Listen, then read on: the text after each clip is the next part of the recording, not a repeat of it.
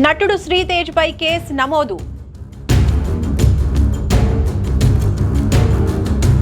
పెళ్లి చేసుకుంటానని తనను మోసం చేశాడంటూ పోలీసులను ఆశ్రయించిన యువతి.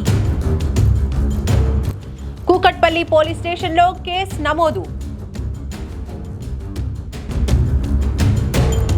ప్రస్తుతం అజ్ఞాతంలో Sritej.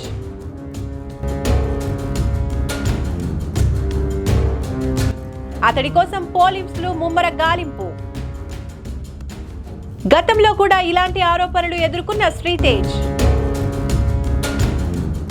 Welcome to mega 9 TV. ప్రముఖ సీనియర్ నటుడు క్యారెక్టర్ ఆర్టిస్ట్ శ్రీతేజ్ పై కుకట్పల్లి పోలీస్ స్టేషన్ లో కేసు నమోదైంది.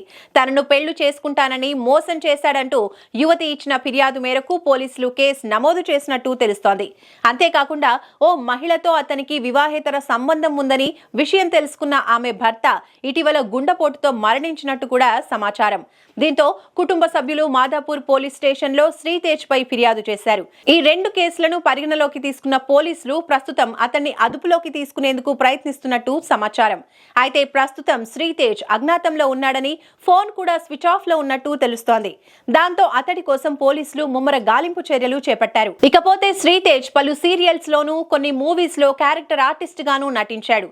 ఏపీ అసెంబ్లీ ఎన్నికల ముందు వివాదాల్లో చిక్కుకున్న లక్ష్మీస్ ఎన్టీఆర్ చిత్రంలో చంద్రబాబు పాత్రలో నటించాడు శ్రీతేజ్.